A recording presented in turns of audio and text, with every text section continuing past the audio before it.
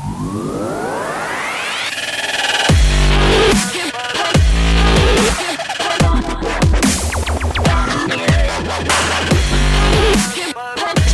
are the top 5 ways that you can increase your profitability while decreasing your breakdowns and time off of the road?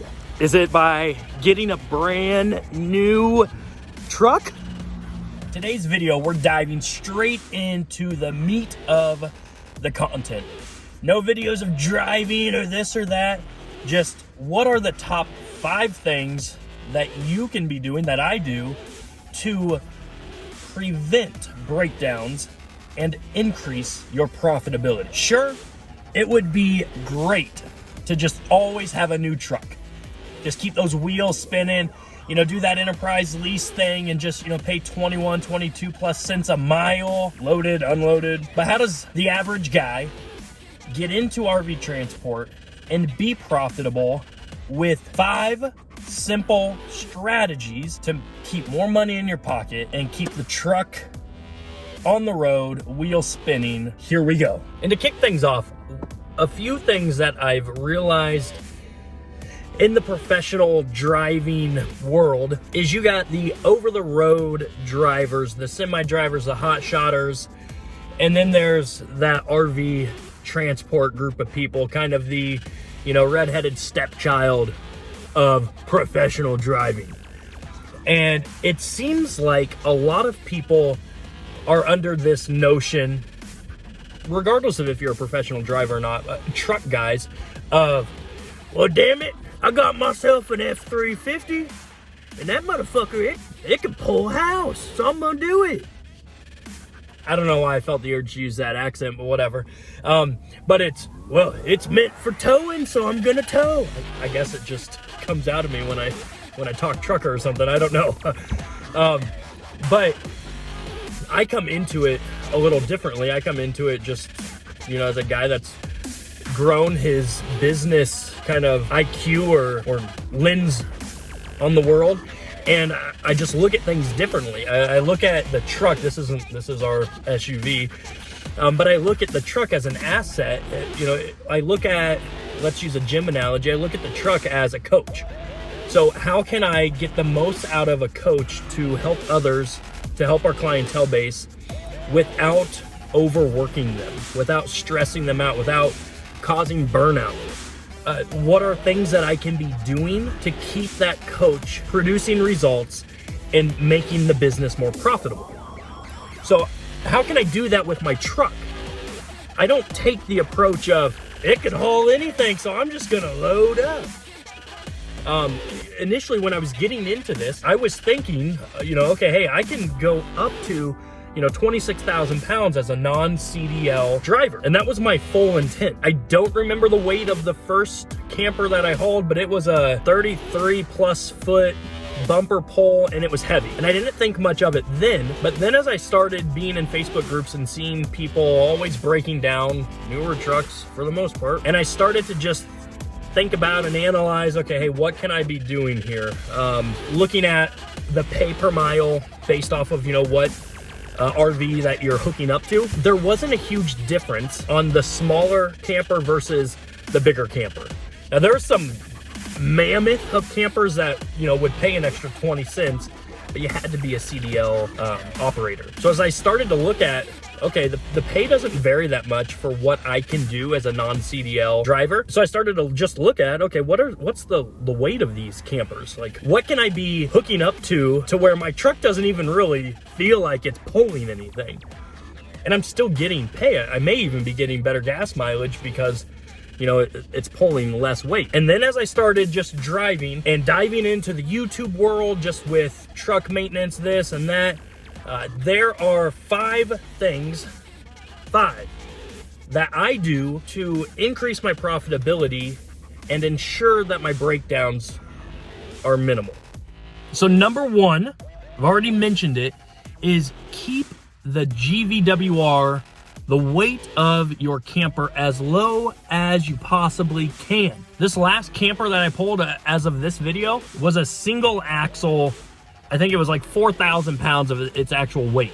I got great gas mileage, and it was around 15 plus miles an hour wind almost the entire way there. So one of the benefits to this is, although your truck can handle up here in terms of what it can pull, if you're only putting 50% effort into it, so to speak, it's not causing a lot of extra wear and tear and stress on your truck. That's a positive. It will last longer because you're not stressing it out quicker, even though it's capable of doing more. I get it. I know. I understand. Number 2 is keep your RPMs and your speed down. One thing that I always try to do is I typically, when I'm loaded, I'm at 60 to 65 miles an hour. And what I'm particularly looking at is trying to keep my RPMs around 1500. I typically never want it to go over 2000 RPMs.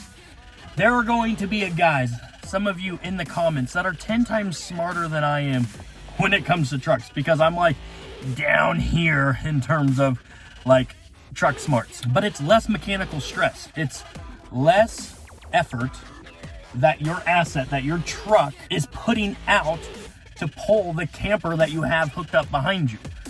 So one of the sayings that I always kind of fall on is drive it like a grandma. You know, grandma's not like balls to the wall going. She's putzing around town because, one, she probably can't see and her senses are like next to nothing. The least amount of stress that you can put on your truck, the better. The less chances of something breaking down because it was over capacity. It was over its ability to perform. And that ties in to number 3. So if you were to be in the passenger seat as I'm driving, as I'm loaded and even unloaded really when I'm in my truck, because I view that as, you know, my money maker, and whether I'm loaded or unloaded, I don't want it to be under stress, is break your cruise control when you're starting to go up a hill. I typically do the same route all the time, so I know which hills will trigger a downshift and a freaking hard smash on the RPMs to maintain speed. I'm not in a measuring contest to see who can get up the hill fastest. I'm cool with starting at 60, 65 at the bottom of the hill and ending at like 50, 55 to get at the top, because I still kept my RPMs under 2000 RPMs. Like, that's kind of the max. I don't want it to get higher than that. When it comes to going on ramps, same thing. I don't care how fast I get onto the interstate. I take my time. I let it accelerate at a very minimal pace to get up to 60, 65 miles an hour. You know, I'm that grandma cruising around in, you know, the old Oldsmobile that has had the vehicle for freaking ever.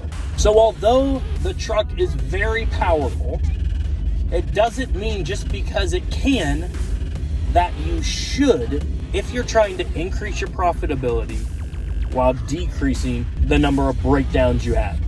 Because when you're broke down, you're not making money and you're spending money on fixing whatever issue that potentially could have been prevented.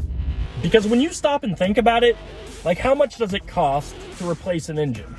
To have a transmission repaired? You were able to do this much, but if you would have backed it down to always causing less stress on your truck, could you have prevented that catastrophic issue? So in terms of money being spent on those breakdowns, it can be an endeavor-ending breakdown if you're someone that's not in it for the career of it, where you're like, oh, well, it's time for a new truck or this or that. So if you're able to just, you know, again, drive like a grandma, you know, just don't do what you're capable, but, you know, do what you should to keep the stresses down on the assets that matter the most, you're going to have an enjoyable experience, a profitable endeavor with RV transport.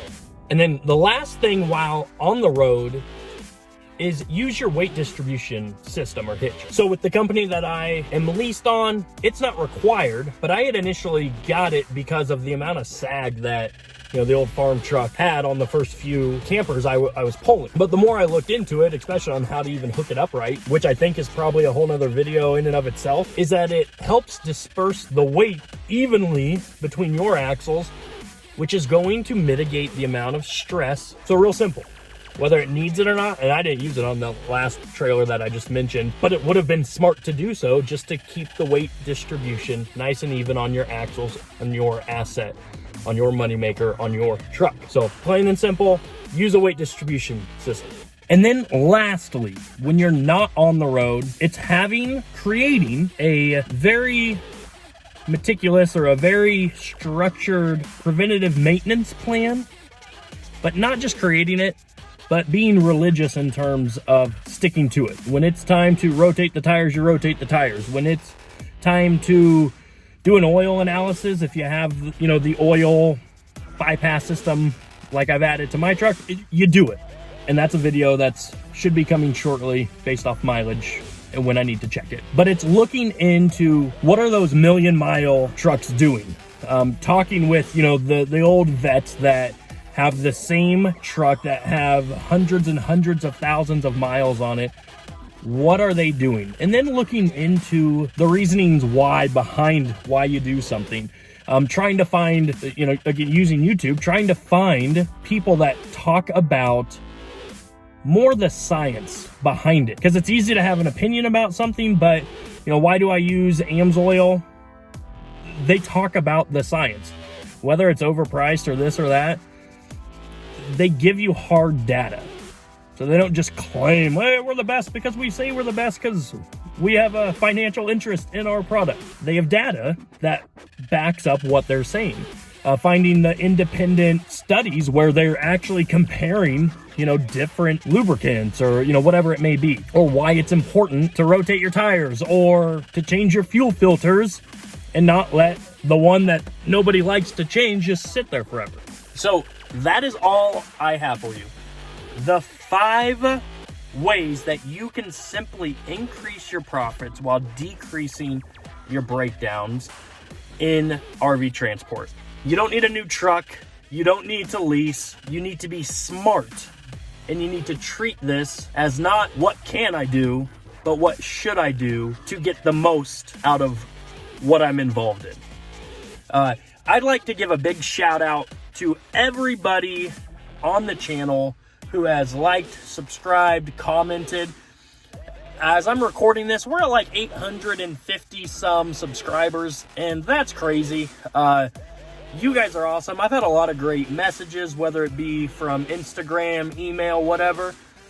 So for whatever reason, a lot of people, it seems to find value. They seem to find value in, what I have to say with this endeavor of RV transport. I actually thoroughly enjoy making these videos for you guys. I reserve the right to be wrong on anything that I talk about. Just want to throw that out there.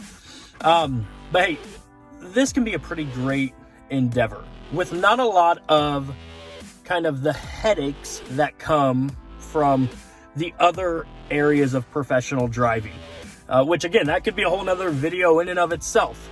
But just from talking with people in the DAC at our company's headquarters and whatnot that, have switched over from semi-driving or this or that and whatnot, they love it because of how simple it is. You hook up a camper, you drop it off somewhere, you're done. So anyways, I just wanted to share the odds and ends, the ins and outs of what I personally do to ensure that I'm going to get the most out of my truck and I'm going to have it last a good amount of time, knock on wood, because I'm not doing what it's capable of. I'm just doing what I should to get the most out of it. Again, like, subscribe, share this if you enjoy it, if you found any value in it, and I will see you in the comments.